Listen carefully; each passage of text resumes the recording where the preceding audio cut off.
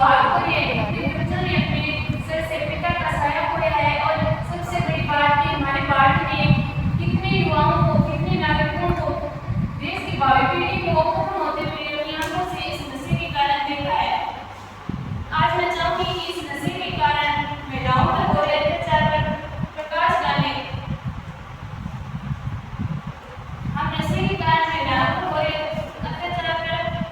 देखते हैं, रोज देखने की खबरें सुनते हैं, कुछ ना कुछ ऐसा हमारे आसपास होता है जो नशे के कारण ही होता है और हम देखते हैं पर हम उसे इग्नोर करते हैं क्योंकि हम सोचते हैं हमें इससे क्या लेना। पर आज वो जो इस नशे को जो मैंने सहन करती है हो सकता है कि कल हमें भी सहन करना पड़े। जरूरी नहीं होता कि जो जिस पर बीते वो उसे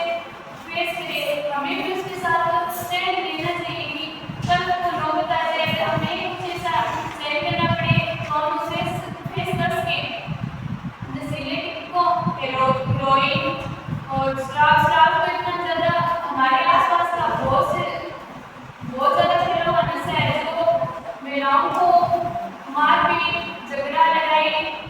से लेकर रेप, मर्डर तक महिलाओं को सहन करना पड़ता है। इसका कारण और कल आजकल बहुत ज़्यादा लड़के टिक्के लेते हैं, नशे के टिक्के उपलब्ध नहीं होते, इन्हीं कारण महंगे होते, इसलिए हर कोई इसे प्रोवाइड नहीं कर सकता। जिससे लड़के या फिर युवा वो गोले लेकर आते हैं, उसे अपने ब्लड को निकालते हैं और फिर उसे घोलते हैं, फिर उस ब्लड को उसके अंदर अपनी नस में डालते हैं। उन्हें ये नहीं पता होता कि रक्त का थक्का नहीं रक्त का ऑक्सीजन के साथ मिलने से थक्का बन जाता है और उसके बाद वो अपनी बॉडी में जाएगा तो हार्ट का प्रेशर बढ़ेगा जिसके कारण उसकी अकाल मृत्यु हो जाती है। और सबसे ज़्यादा ये होता है कि लड़के जो नशे करते हैं उन्हें तो पता नहीं होता, पर वो जो अपनी पत्नियों को रानी बनाकर लाते हैं घर में, रानी की आप खाना बनाएंगे जो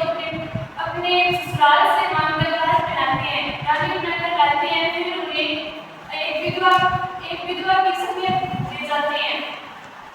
उसका भविष्य खराब हो जाता है, लड़कियां सहन करती रहती है, सोचती है मेरे पापा की समाज में दुख हो जाएगी, समाज में मेरी क्या इज्जत बचेगी, मैं अपने बच्चों को, मेरे बच्चों का क्या होगा, और समाज में लोग कहेंगे कि ये मेरे बदचलन थी इसलिए इसे ऐसे किया। और ज़्यादातर ऐसा होता है कि जो बहू के ऊपर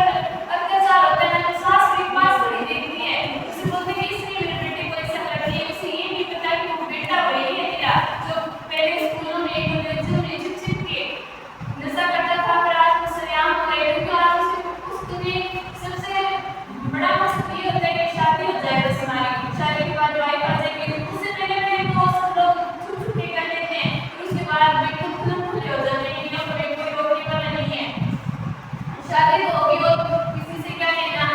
और शादी होने के बाद बेचारे उस लड़की का वो ऐसा हाल करते हैं कि उसकी सास ननद सारा ससुराल ननद उसे पता होता है कि मेरा भाई, हर लड़की को पता होता है कि उसका भाई कैसा होता है। हम अपने सिग्नल को देख कर पहचान लेते हैं कि ये भाई कैसा है,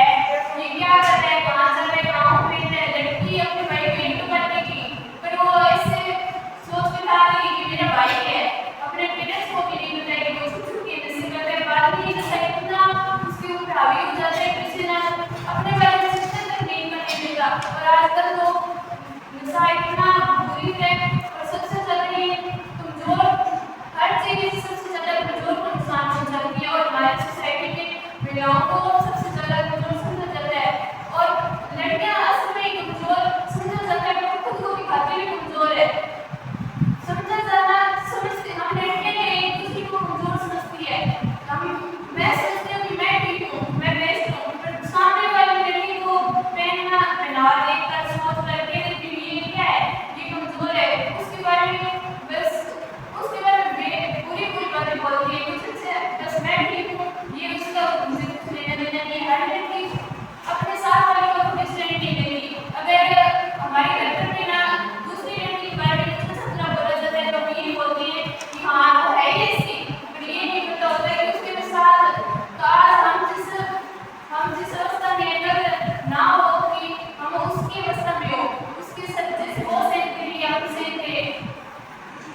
इस कारण से बहुत सारी लड़कियां आज शोषण का शिकार हो रही है। और वो बच्चियां क्या करें जो अभी तक जो कुछ खुद से कुछ कर भी नहीं सकती, 5 साल की बच्ची होती है और खुद से वो अपने आप से परिचित नहीं होती और वो नशे से आती लोगों से मौत से परिचित करा देते हैं। और हमारे मार्केट में भी बहुत ज्यादा नशा फैल रहा है। पिछले दिनों सुनिए में एक लड़की का छोटी सी बच्ची का रेप हो गया था और उस लड़की का क्या कसूर था? वो तो कुछ कर भी कुछ भी नहीं कर सकती और उन जानवरों ने उसे क्या हाल बना दिया। वो कितनी चीखती होगी, उसमें उसके मन से आवाज आई होगी, वो हाँ वो बोल रही होगी कि हाँ मैं वही कृपया हूँ, मैं वही छोटी बच्ची हूँ जो चीख चीख कर कहती हूँ छोड़ दो मुझे, मैं अभी उम्र की बच्ची हूँ। हाँ हुआ था शोषण मेरा, पर मैं मौत के बाद सुबह में नहीं सुनाऊंगी कि मैं कलयुग की द्रौपदी हूँ। लाज बचाने के लिए श्री कृष्ण को नहीं बुलाऊंगी, लाज बचाने के लिए श्री कृष्ण को नहीं बुलाऊंगी। और आजकल ये हम सोचते नहीं है, आज एक आदमी दूसरे आदमी के साथ नशा करता है, वो लड़कियों के बारे में महिलाओं के बारे में क्या कुछ नहीं बोलते,